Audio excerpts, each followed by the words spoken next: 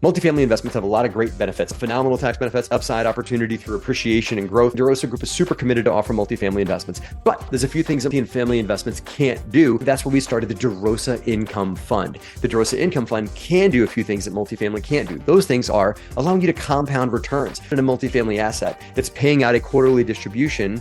You can't take those and roll it back in to buy more shares of that multifamily investment. Through DeRosa Income Fund, you can. The second thing that you can't do, at least not do it easily, is to get your money back. You do is to sit and wait until the property refinances or sells. You can't get your money back in a multifamily investment, but you'd have to sell your shares midstream through the investment. Through the DeRosa Income Fund, you can't get your money back. For investments in short-term debt, which is what the DeRosa Income Fund is going to be investing in, those bridge loans are only 3 to 6 to 9 months. So when you want your money, you can get it back in a short period of time. We're going to be putting the money to work. You're looking for a alternative asset to go alongside your multifamily investments. DeRosa Income Fund is something you really should consider. Appreciate you watching that. Go to DeRosaGroup.com/dip to hear more and to get